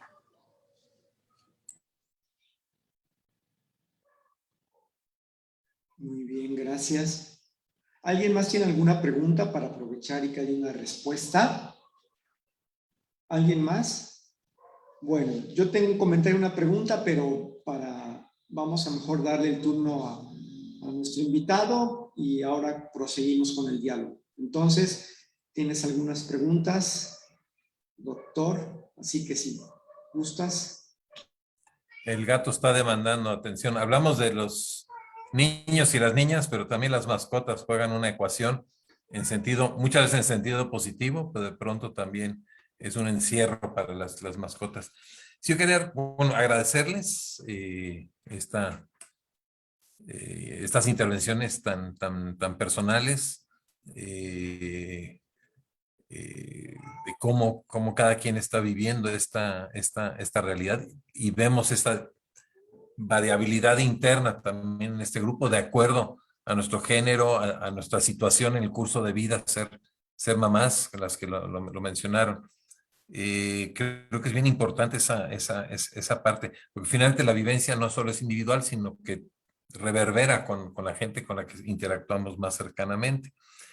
Yo estaba hablando de cuando Jessica habló del adultocentrismo. Es cierto, todo está como muy centrado en la ciudad, en la población adulta, y de pronto no sabemos bien qué está pasando con los y las jóvenes, con niños y niñas. Y hay una generación de bebés que conocen a los abuelos en pantalla plana, por ejemplo. Realmente que es bastante dramático. Y agrego las mascotas. Yo me pongo a pensar, papá, mamá, si es que hay papá, luego hay muchos hogares donde no hay papá, y de repente 2 o 3 hijos con necesidades distintas. Hace poco, ya no hace poco, suena como hace poco, el año pasado, un reportaje de unas quíntuples que habían sido así gran noticia porque habían sobrevivido y que estaban transitando de la secundaria a la prepa en un hogar, en una colonia popular en México, todas en tercero de secundaria, en una casa con 2 computadoras. Entonces, que realmente todo un ejercicio de negociación, y además eran quíntuples, pero con un hermano menor, mayor o menor todavía. O sea, realmente para las unidades domésticas ha sido un reto así tremendo.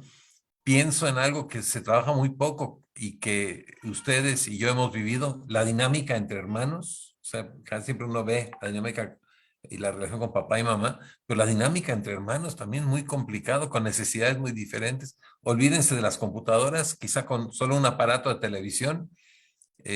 Todo ese tipo de negociaciones y relaciones de poder que se establecen y que se aceleran en este periodo de la pandemia. Entonces, gracias por recordar esta parte de lo que es el curso de vida. Dentro de 10 años, a quienes estamos aquí, yo no sé si está dentro de 10 años, o hace 10 años, si nos hubiera pegado, sería una vivencia totalmente distinta, siendo nosotros y nosotras las mismas personas. También se hablaba de la distribución de los espacios, de los tiempos, también toda la organización de los tiempos. En tiempos normales era todo un reto, pues en pandemia igual. Hay una cosa que les puedo compartir de los 10 días que pasé cuidando a mi hermana y a mi cuñado en una cama que es una cama doble, y ya llevaban una semana acostados con oxígeno, se echaron otra semana. Y el neumólogo que llegó, que conseguimos que llegara un neumólogo a domicilio, un artista en cuerpo neumólogo, porque le interesaban muchas cosas que veía así en las paredes y todo. Y de repente dice, qué trabajo en equipo. O sea, pudo percibir el trabajo en equipo que estaban haciendo mi hermana con el cuñado. De estar 2 semanas, les pregunto a ustedes, ¿con quién podrían convivir bien durante 2 semanas con oxígeno, enfermos? ¿Con qué persona, no? Le pregunté a mi sobrina, que es bailarina, oye, con Baryshnikov, dice, no, dicen que era muy machista. Yo con mi gatita, ni siquiera con mi novio. O sea, realmente son retos mayúsculos. Y creo que aquí estamos haciendo el primer paso ante una situación difícil, que es empezar a hablarlo, empezar a escuchar. El hablarlo creo que es un paso importantísimo. Escribirlo es muy importante. No aislarse, porque el aislamiento no me permite ver más allá. Finalmente, Mal que bien, veo que hay un espacio doméstico, veo ahí a Zapata, veo un espejo, veo plantas, veo gente joven, sé que tienen beca de CONACYT, que eso ya es hacer una maestría con beca y sin beca también de pronto hace la diferencia, aunque la beca también sea limitada. Entonces creo que es bien importante. ¿Qué es lo que está haciendo el Estado ante toda esta problemática? Yo creo que el Estado está entre atender la cuestión de la pandemia con toda una confusión y una guerra mediática y atender toda la problemática de pobreza que venía desde antes. Creo que hay poca conciencia de la dimensión de la salud mental. Tenemos un colega en Cómplices que está luchando por generar la nueva ley nacional de salud mental que tenga esta perspectiva de salud mental como problema, como situación de salud pública y no desde la visión más bien psiquiátrica, que en ciertos casos hace falta un psiquiatra y puede ser muy, muy importante, pero para el grueso de la población se necesitan otro tipo de medidas mucho más participativas. ¿Qué reformas se están haciendo a nivel laboral? Yo creo que en la práctica se está haciendo una reforma con la cuestión del teletrabajo y la teleeducación. Y hay una buena proporción de personas que escucho, y yo soy parte de ellas, que de pronto se siente mejor trabajando desde casa. Yo la idea de volver a mi cubículo ahí en el Instituto de Salud Pública, quizá medio tiempo, pero estar 8 horas ahí, no sé, como que no me suena mucho. Pero no es una política pública explícita, ¿no? Y bueno, cerrando quizá en esta parte, mencionar que lo que han hablado ustedes, ¿no? ¿Cómo darle sentido a esta experiencia con todas sus características? ¿Cómo resistir a la misma? ¿Cómo ir más allá de la sobrevivencia? Creo que ahí las estrategias colectivas, comunitarias son importantes. El último semestre que fui a México 2 veces, a la Ciudad de México 2 veces, llevaba cosas, llevaba regalos y me llamó la atención que todos eran de productos de gente conocida o de conocida de gente conocida, café, mermeladas, todo tipo de cosas que he notado cómo ha cambiado mi patrón de consumo. Ya la ida al supermercado es quizá cada 2 meses y estoy comprando en la tiendita de la esquina y comprando pues en directo a gente como ustedes que de repente para complementar están haciendo granola, por ejemplo, o pasteles, cosas así. Entonces también los patrones de consumo creo que son muy importantes. Ver cómo el mundo se está transformando, bueno, cómo me estoy transformando yo para esa nueva normalidad, esa realidad post-pandemia, porque lo nuevo no necesariamente va a ser mejor. Esperaríamos que sí, pero yo no veo que sea más autoconsciente en cuanto a la trayectoria que está siguiendo el planeta y ya nos están avisando que habrá otras pandemias porque realmente los patrones globales de consumo y del capitalismo no han cambiado. Como dice uno de los pensadores, ay, se me fue el nombre ahorita, que dice que es más fácil avisorar el fin del mundo hoy en día que el fin del capitalismo. Porque ahí está el capitalismo aliado al patriarcado funcionando cotidianamente. No veo esa disposición para la transformación. Entonces, ¿cómo me transformo yo dentro de esa realidad? Alguien mencionaba en el texto respirar. De pronto dejamos de respirar. Estaba leyendo un texto en El País ayer de que ante la ansiedad lo que apretamos es la mandíbula y al rato estamos con dolor y los hombros, ¿no? El tema del miedo. El estar sentado tantas horas, yo hasta me traje mi sillón ahí mi silla ejecutiva del instituto, pedí permiso para sacarla porque ya esto se iba alargando. En mi caso, pues es el respirar también, es mirar el cielo. De repente dejo de mirar el cielo, dejo de respirar y la cuota va aumentando. El tema del autocuidado en la salud, el pedir ayuda, saber pedir ayuda, buscar ayuda. Se dice que hemos aumentado en México en promedio 5 kilos la población Yo ya llevo 4 de esos 5 kilos, los patrones de alimentación, cómo cuidar los patrones de ejercicio. A veces son 5 o 6 Zoom en el día y es realmente tremendo. Y cierro con esta cuestión de los espacios para ayuda. Hay espacios ahí en línea, hay desde el nivel nacional, el 911 y los teléfonos de la Secretaría de Salud. Tienen un ejército de personas con formación psicológica que pueden atender. También los servicios de salud de Veracruz también tienen línea de emergencia. La Facultad de Psicología de la UB también está atendiendo en línea. Es importante. Y esto sobre todo para los hombres. Para las mujeres es mucho más fácil buscar ayuda psicológica, reconocer necesito ayuda, que para los hombres a veces tardamos muchísimo más en buscar ayuda, pero espero que Darío y Luis no. Y no necesariamente tiene que ser un psicólogo, un psiquiatra, es buscar ayuda con alguien con quien tenga confianza y que pueda yo desahogar. Entonces, bueno, agradezco mucho la confianza a escribir. Indira es parte de la generación, entiendo, desde Cuba, le mandamos saludos desde acá. Esa es una ganancia. Indira puede estar en Cuba y participar con las reacciones que luego tienen allá en internet y participar de viva voz a través de algunas de sus compañeras. Esas son las redes de solidaridad. Muy bien. Edith Méndez Olarte pregunta en Facebook.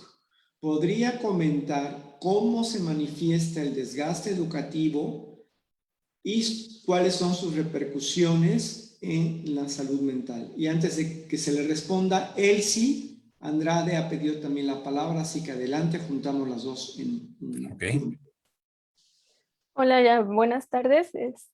Me ha parecido por demás interesante esta charla y un poco mi comentario va en el sentido de que también a lo largo de esta pandemia trataré también de enfocarlo hacia mi proyecto de investigación, pero bueno, un poco se ha hablado mucho se ha hablado durante la pandemia que una de las cosas que nos ha salvado tal vez es un poco de la locura de las crisis del estrés, es el arte, ¿no? Estas formas de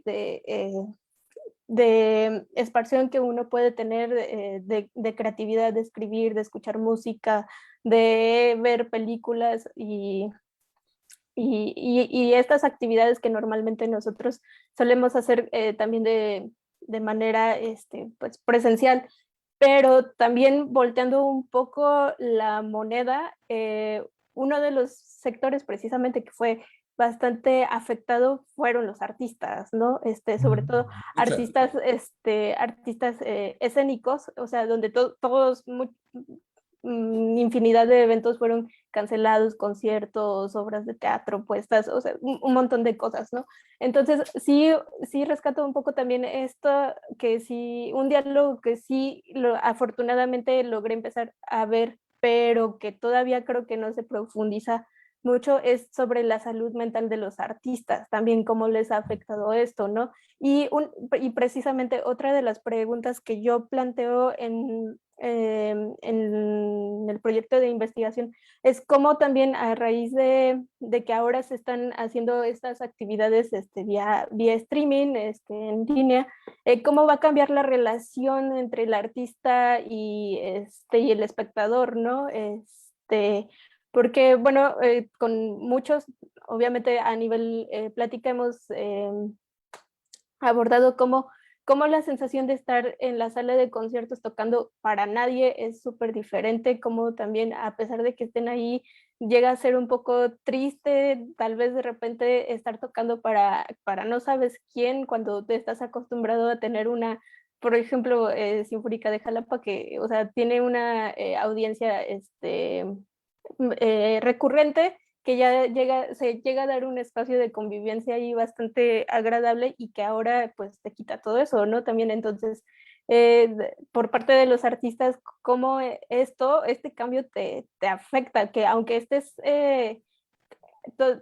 te anime a la creatividad, a innovar y a ver de qué manera te puedes seguir acercando a tu público, a crear, a seguir vigente. Por otro lado, pues es una dinámica completamente diferente al no tener este contacto directo con tu público, con la gente, ¿no? Muchas gracias, Elsie. Complementas algo muy importante. Empiezo con la pregunta de Edith.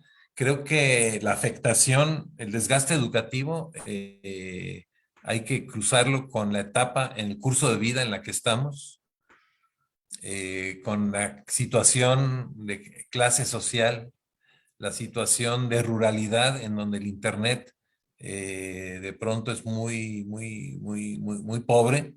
Y lo he vivido con mis estudiantes, por ejemplo, estudiantes que vienen de la Universidad Veracruzana Intercultural. O sea, hay un montón de elementos que van cruzando y que suelen sumarse en forma negativa cuando tiene que ver con las deficiencias. Entonces, no es lo mismo tener una niñita de 4 años. El otro día que fui al dentista, pasé frente a una ventana donde viven, es multifamiliar, y me llamó mucho la atención. Estaba la mamá como maestra explicando, ahora abran su libro en la página tal, y tenía una niñita chiquita en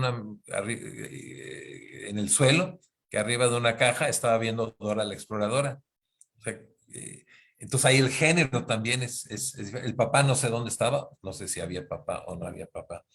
Entonces sí tiene, el desgaste educativo es diferencial y puede ser mayúsculo al grado de el abandono de los estudios, como se está viendo en la primaria, en secundaria, en prepa, incluso a nivel universitario. Y un factor fundamental en este desgaste es en la medida en que haya profesores y profesoras desarticulados entre sí y sin una perspectiva de escucha, de colaboración entre sí y hacia el estudiantado, ¿no? A mí me entregan el trabajo el viernes a tal hora y lo quiero así.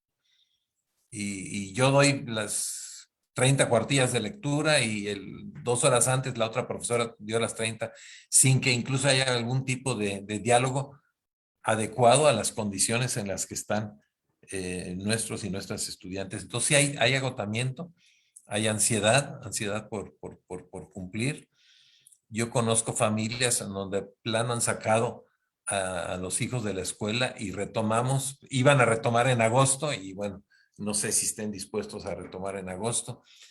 Realmente hay muchas variables que están cruzando y que generan desgaste para el estudiantado y también para el profesorado. También nosotros nos vamos desgastando. Y sobre todo en la primera parte de la pandemia fue todo un reto porque no estábamos acostumbrados a trabajar de este modo. Algunos profes ya han ido incorporando técnicas participativas, pero otros siguen recitando la clase de antes y ejerciendo violencia como lo hemos visto a través de Zoom, que es otro elemento que impacta fuertemente en el desgaste. Y Elsie, pues gracias por recordar el tema del arte y los artistas. Tú eres artista, me imagino, o eres muy cercana a los artistas. El arte también como un elemento salvador, yo lo puedo decir. Ustedes vieron en mi presentación, aparece la literatura, aparece la fotografía, aparece la pintura. Y yo en las primeras veces que me animé a salir, me tomé una foto leyendo esto en Los Berros, empecé a leer La peste de Camus, para ver, bueno, ¿qué puedo aprender? Pues de las epidemias y de la narrativa de otras epidemias, y sí pude aprender de ahí. Entonces, el leer, el encontrar, el arte finalmente es un espejo y que hay que diferenciarlo. Hay gente que más bien se clava en consumir manifestaciones culturales tóxicas, series de violencia, series que en vez de descargar, la cargan más, el consumo abusivo de pornografía, etcétera, etcétera. Y el tema de los artistas, sí, creo que es importante. Así como hay mucha gente produciendo alimentos, produciendo servicios, también es importantísimo apoyar a las y los artistas en la medida en que estén animándose a abrir espacios como los espacios teatrales que tenemos en Jalapa, o el cine nuevo que se abrió en Jalapa, o cuando es vía en línea. No me gusta la palabra streaming, en línea, el poder apuntalar, porque muchos artistas que conocemos pues dependían de becas y también esos fondos de becas se han ido construyendo. Entonces es muy duro. O sea, para alguien que tiene salario es duro. que lo mandan a la casa para alguien que depende de su público, realmente es doblemente difícil.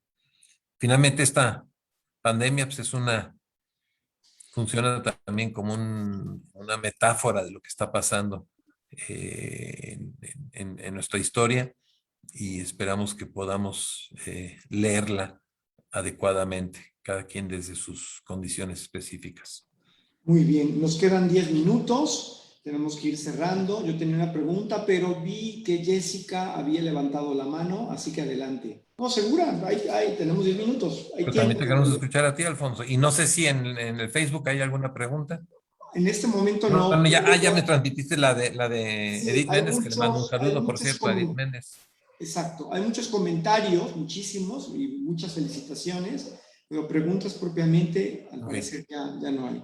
Bueno, yo tengo un comentario y una pregunta. El comentario es más bien planteado como algo para que por favor nos lo amplíes, nos hagas una reflexión a partir de esto.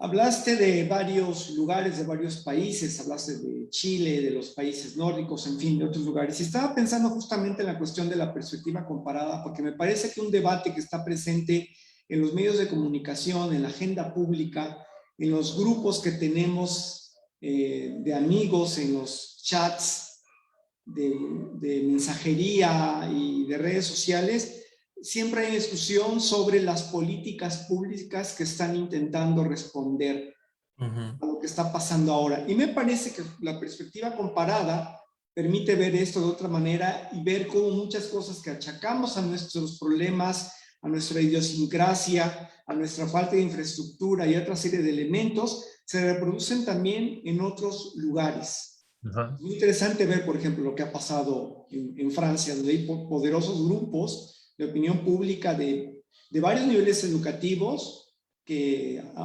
estuvieron contra el aislamiento desde el principio. En fin, creo que la perspectiva comparada, como la que señalaste, puede permitirnos poner en perspectiva los eventuales aciertos, los eventuales errores, no solamente gubernamentales, sino también de la respuesta de la sociedad, porque esta es una cuestión colectiva. Entonces me gustaría oír un comentario tuyo al respecto. Y mi pregunta tiene que ver con la memoria colectiva. No solo que quedará una vez que esto acabe, porque acabará en algún momento, sino también con lo que ha pasado con otras epidemias. Por ejemplo, con el caso de la llamada gripe española en los años 20, muy interesante ver cómo si hubo una memoria colectiva sobre esto, desde luego mucho más localizada. En México existen teorías de que quizá por la revolución que cimbró tantas cosas, esta memoria, muchas de las muertes se relacionaron más con la conflagración o se adjudicaron a las diversas epidemias que hubo también por la revolución. En fin, es interesante ver cómo para un sector de la sociedad sí había una conciencia de que antes que temprano, más antes que temprano, en algún momento tendrían que volver a las epidemias, porque han formado parte de la historia humana. Y por otro lado, hubo otro sector de la sociedad que realmente estuvo totalmente sorprendido, y pudimos ver muchas expresiones en muchos lugares donde decía, nunca había pasado esto. Entonces, ¿qué ocurre con la memoria colectiva? Bien, ¿y escuchamos a Jessica? ¿O ya no? Sí, yo insistiría en que también, por favor, Jessica, ¿querías hablar? Ay, me da pena, siempre hablo. Te lo pedimos. Pues nada, sobre lo que preguntaban en Facebook, ¿no? Con el impacto, el desgaste que ha tenido en la parte escolar. Bueno, a mí me tocó trabajar, pues, bueno, adaptar actividades culturales a la parte virtual, y pues mucho tiene que ver con esta parte de aprendizaje artístico. Y creo que ahí tuvimos que recapitular un poco e innovar, ¿no? Con la educación popular nos dimos cuenta que también la escuela, ¿no? Como esta estructura no tanto como el salón de clases se traslada a otros espacios, ¿no? Entonces, así como esta propuesta te va dando algunos pasos para adaptar de acuerdo a las poblaciones, es muy de acuerdo a cada comunidad, es muy contextual. Implementar las herramientas de enseñanza, pues acá en las plataformas ha sido lo mismo, ¿no? Y creo que tiene que ver nada más con romper esta estructura empresarial que tienen plataformas como Zoom, Google Meet y bueno, todas estas de retroalimentación, sino también el acompañamiento afectivo. Paola nos estaba compartiendo también un poco de eso y creo que se volvió indispensable. O sea, también la parte de las afectividades no era algo tan central en el trabajo cultural o incluso en el trabajo comunitario. Curiosamente era algo que se desdeñaba y este acompañamiento pues centrado en las emociones, en las afectividades, generó, o sea, nos llevó a generar estrategias, ¿no? Entonces, si bien ha habido desgaste, también ha habido oportunidad de aprender y de innovar, ¿no? Y este tipo de estrategias creo que no nada más se implementan en lo virtual, sino cuando regresemos, espero pronto a clases presenciales o a estos espacios de retroalimentación o de educación compartida, pues podemos no olvidarlo, ¿no? Entonces, a mí me parece muy valioso, creo que ya había elaboraciones antes de la pandemia y es cómo adaptarlas ahora al contexto, ¿no? Creo que eso también es algo que nos deja, que ahorita escuchando al doctor Beno, pues también a las compañeras, a los compañeros con lo que comparten, pues me reactivó un poco ese trabajo que tuvimos la oportunidad de implementar, ¿no? Que estos equipos interdisciplinarios en la Secretaría de Cultura de la Ciudad de México. Bien, bien. Buena experiencia. Gracias, Alfonso, por el comentario, pregunta. Yo creo que quizá todavía no es el momento de hacer el corte definitivo de esta perspectiva comparada. Ha sido muy interesante las trayectorias diferentes de distintos países. Pensando en Suecia, por ejemplo, que empezó con una actitud de no confinamiento y apostándole a la inmunidad de rebaño para arrepentirse después. El manejo terrible que hizo Trump en Estados Unidos y Bolsonaro, el manejo complicado que ha habido acá y también debatido, pero yo me he imaginado solo un día estar en los zapatos de López-Gatell, creo que ya me dejaría como cansado como para pedir un mes sabático. Realmente parece que están dando palos de ciego, pero están tratando de responder a algo que realmente es desconocido con las herramientas que se tienen ahora, aunque las semejanzas con la gripe española son muy grandes, que duró también 2 años mientras se generó la inmunidad de rebaño y con una mortalidad terrible, antes de que se conociera que existían los virus, pero sí con la percepción de que era una transmisión respiratoria. La salud pública en esa época ya lo transmitía. Esta generación que estamos ahorita conviviendo, pues heredamos, por ejemplo, el tema de la pandemia del VIH-Sida y cómo eso ha cambiado las prácticas sexuales, cómo la misma epidemia empezó a obligar a la sociedad a hablar de distintas prácticas sociales que estaban totalmente ocultas, diferentes formas en donde los cuerpos se encuentran. Eso fue interesante también, tuvo que hablarse de sexo oral y sexo anal y toda una serie de cosas que solo ocurrían en las novelas de José Agustín.